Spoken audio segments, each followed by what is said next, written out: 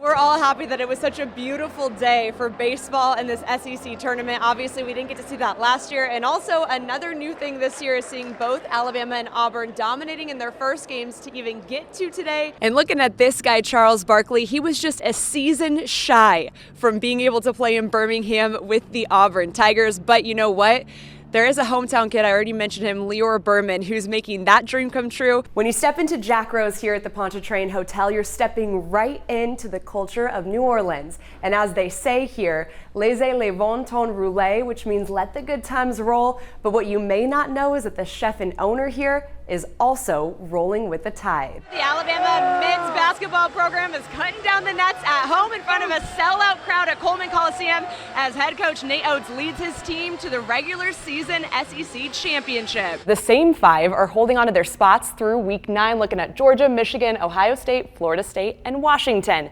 But Bama making a move even on a bye week. Thank you, Oklahoma Sooners. It may be Halloween today, but there were no tricks down on the plains as news was announced that Brian Harsin has been relieved of his head coaching duties of the football program. Texas defeating Alabama by a final of 34-24 last night, handing the Tide its first home loss since 2019 and largest home loss for Nick Saban at Bryant-Denny Stadium. A&M bought every player on their team. Remember that? Well, 2 weeks ago, Jimbo Fisher and Nick Saban captured the attention of the college football world after Coach Saban called out Texas A&M for buying players along with other programs.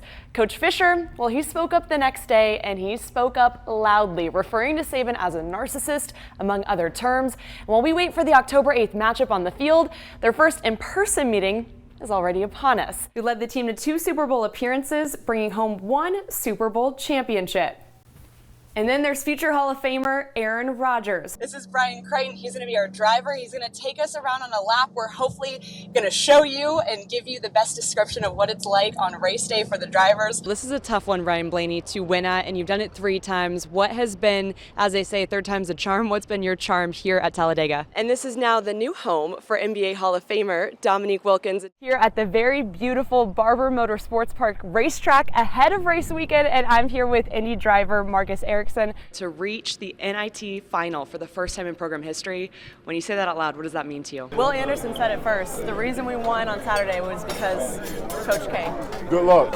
She's good luck. Why are all the winners grabbing some beans? Does that mean that's too good? Well, they like them. What's left for the conference that capitalized on his presence? How do you hope to elevate not only the SWAC, but continue that spotlight on HBCUs as a whole? It's been an experience so far in New Orleans, here in the home of America's team, live in Birmingham from Levi Stadium in Atlanta, outside of Dodger Stadium in Las Vegas, Bryant-Denny Stadium here in Auburn. I'm Kari Osep. I'm Kari Osep for WVTM 13. Back over to you. For Alabama fans, what's cooler than getting to know a Crimson Tide player? How about creating a genuine friendship with one of them? Well, that's the story of Malachi and Ford. Fandom surrounding Alabama football is larger than life, even when it comes from the smallest of fans. How much do you love Alabama football? 100%. What's even bigger? How about the bond between Alabama junior defensive back Malachi Moore and 7-year-old Ford Bertram? The energy and the positivity that he has is what I really like about Ford. What do you love the most about Malachi? That he's on the Alabama football team. I had to let Malachi know. Yeah, that sounds like Ford. No love lost between these two. Somebody in a position like that really take their time and you know, spend time with our guy. It's a real genuine, you know, relationship that they have. I love kids, and so if I can find a way to impact somebody's life in a positive way, I'm gonna do that. And it doesn't take that much time, just send a text like, thank you, or something like that. More is doing more than something like that. When Ford, a native of Trussville, was just 4 years old, he was diagnosed with leukemia. An innocent childhood turned into a battle. It was horrible. I'm not gonna cry. It was horrible. Yet, like his namesake, Ford was built tough. It was amazing to witness him as a 4-year-old and be so strong. And I don't think I could have done it. Meanwhile, Malachi, a name meaning messenger of God in Hebrew, found a way to be a blessing for the Bertrams during challenging times. like numerous hospital stays. When that would come up, I would just text the family, text his mom, let him know that I'm praying for him, and let Ford know that that I'm with him. And anytime Ford's sick, even before a game, he will message me and say, tell Ford I'm thinking about him. Like, that's what he thinks about before he goes on the field. I feel like if anything, Malachi doing that for Ford helps Ford get through it. From in-person visits to phone calls to jerseys and gloves, and last year donating NIL proceeds to help with the Bertrams' hospital fees, Malachi turned his bright spotlight at Alabama onto Ford. It's impressive to see the character of Malachi, and he's really taken his platform and using it for much more than playing football. I'm not trying to do it for any recognition or anything, just to be a good person and help them through the difficult time that Ford was having. And out of all of that, a friendship shined the brightest. And of course, Just think. a lifetime fan. I asked Ford, you had your jersey, and I said, would you ever wear another number? And he said no. Yeah. I was like, how does that make you feel to know that, I mean, for the rest of his life, he's going to be representing you, or at least be connected, heart to heart with what you were able to do? It makes me feel very special just to know that I impacted his life in a very positive way, and that we have built a friendship over it. Now in remission, the Bertrams can look at the Children's of Alabama Hospital and be reminded of what their son overcame, but also the love that came with the journey. He's a real genuine guy. That's the thing, is that he doesn't have to do all this. Nothing we could say or do to express how thankful we are to him. Because he's just so young, and he's done everything for him. And we could all agree that a full circle of gratitude is truly larger than life, or at least something that rivals that love for Alabama. Roll Tide. What a cute kid, and what an awesome guy in Malachi. You can tell Roll Tide runs deep in the Bertram family, but what's even cooler is Malachi said that Ford is always motivating him to stay positive, but I can say that we all can agree that both Ford and Malachi are motivating all of us. We got an extra minute. There's not much of a difference between Amanda Satwer-Cook and the men on the USFL sidelines. Yes, sir. Well, maybe the ponytail. But other than that, the passion and knowledge of the game is pretty relatable. Thank you. Actually, as a seasoned official, she may know more. I just love it. I love 5 minutes before kickoff, the butterflies that I get. It's just like the best feeling to be out on a football field. Satwer-Cook turning that passion into a career. In order to get to this level that we are, you have to put a lot of time into it. For all the hours I put in studying, working my tests, working out, working other leagues, traveling away from my family, it's always worth it. A job worth sacrifices and added pressures. If you make a bad call, if you see the wrong thing in front of 50 to some of these games in the Big Ten, it's over 100,000 people. That pressure is intense at times. How about pushing boundaries? Something all 4 female USFL officials have done in their careers. Satwer-Cook is the first female official in the Big Ten, and Lachelle Nelson as the first black woman to referee in the same conference. I think the biggest challenge is that when people don't know the rules and they assume, just trying to educate them just as well during plays, during the snaps. It's helped because some of the players are receiving of it and some of them aren't. But I mean, it's what I signed up for, literally. Friends of mine that I know that have social media, they see my name or some of the other women getting criticized more than men. And it's more of a personal attack. It's not always based on our football abilities. You can go back and look at football officiating for a long time, and I hate to say it, but I'll say it anyways.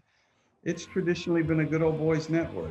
With 14 years as an NFL official and as the current head of officiating for the USFL, Mike Pereira not only respects the need for change, but is committed to it. I'm impressed with how they prepare themselves and how they attack the issues, knowing that they have a level to overcome, so to speak.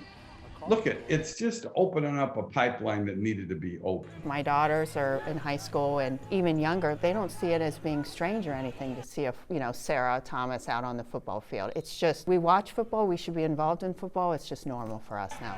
Soon, USFL down judge Robin De Lorenzo will be adding to that norm, learning a month ago that she will join Sarah Thomas and Maya Shaka as the 4th ever female official in the NFL. Me and her have been riding this ride together in the Big Ten for years, so I'm happy for her. It's awesome for Robin and Sarah and Maya, and I just want them to, continue to kick ass in the NFL, and I hope to join them someday.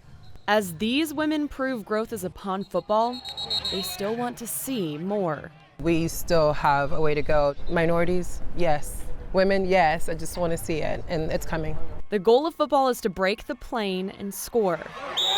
These women chasing their dreams are breaking even more.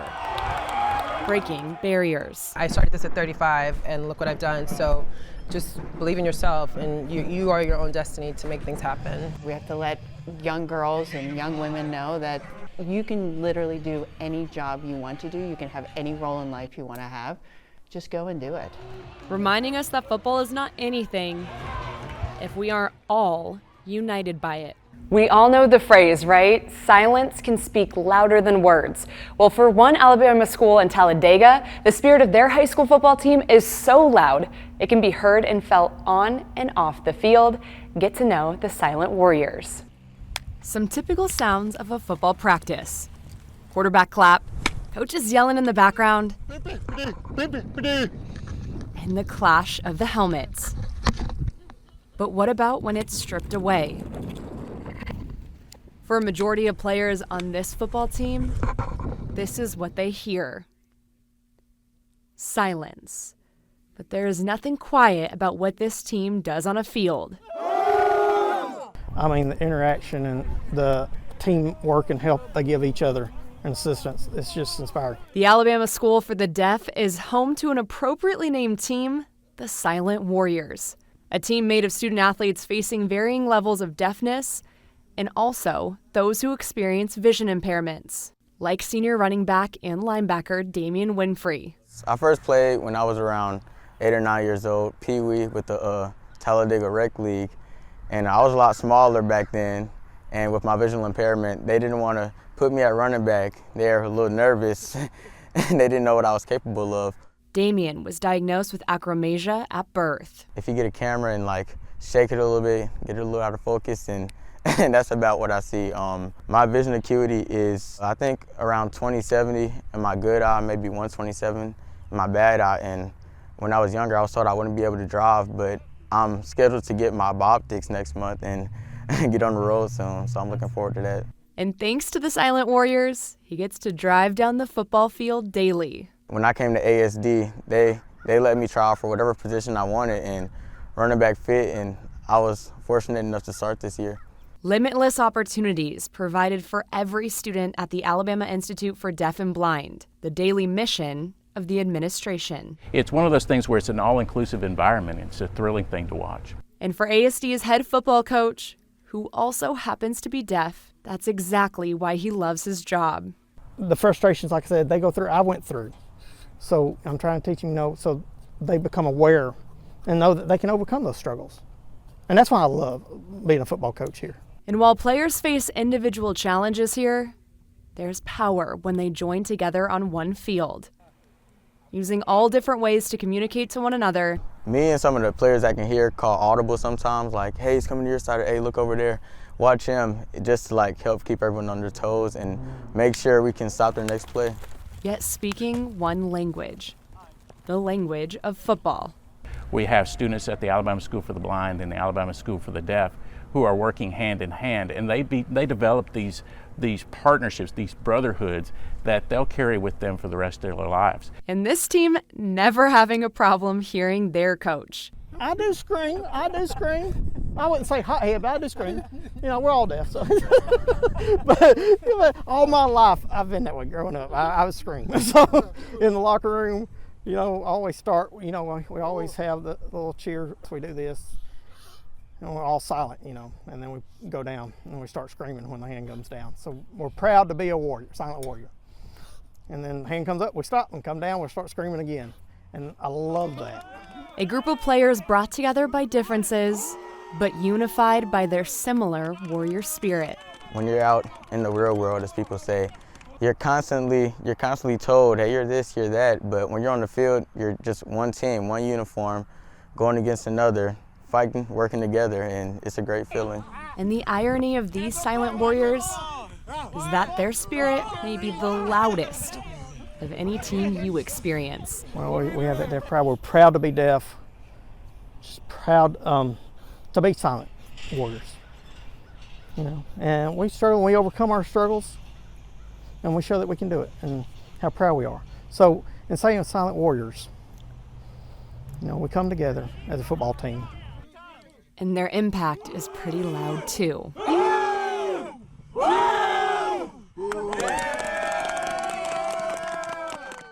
And I was incredibly thankful to get to know the silent warriors.